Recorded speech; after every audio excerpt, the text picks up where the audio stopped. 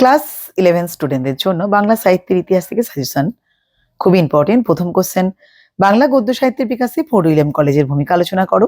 বাংলা গদ্যের বিকাশে ঈশ্বরচন্দ্র বিদ্যাসাগরের অবদান আলোচনা করো। কবি বিহারীলাল চক্রবর্তী সম্পর্কে লেখো। ছোট গল্পের ক্ষেত্রে রবীন্দ্রনাথ ঠাকুরের অবদান আলোচনা করো। বাংলা উপন্যাসে শরৎচন্দ্র চট্টোপাধ্যায়ের অবদান আলোচনা করো। প্রবাদ ও প্রবচন বলতে কি বোঝো? যে কোনো 4টি প্রবাদের উদাহরণ দাও। নেক্সট প্রশ্ন, বাংলা নাট্য জগতে মাইকেল মধুসূদন দত্তের অবদান আলোচনা করো। বাংলা সাময়িক পত্রের ধারায় সবুজপত্র পত্রিকাটির অবদান আলোচনা করো। বাংলা সাময়িক পত্রের ধারায় বঙ্গদর্শন নামক পত্রিকার গুরুত্ব আলোচনা করো।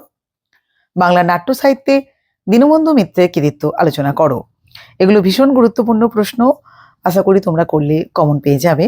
তো আরো কিছু প্রশ্ন আমি আলোচনা করে দিচ্ছি, প্রত্যেকটা প্রশ্ন ভালো করে তোমরা দেখে নাও, ঠিক আছে? নেক্সট কোশ্চেন দেখো, ছড়া কাকে বলে? ছড়ার বৈশিষ্ট্য আলোচনা করো।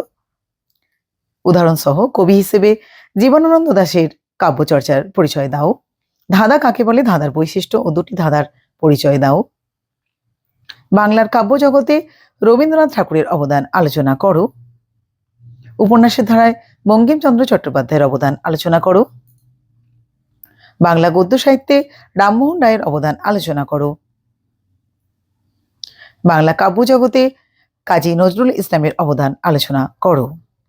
দুটি লোককথার নাম লেখো এবং যে কোনো একটি লোককথা সম্পর্কে আলোচনা করো। Thank you for watching this video.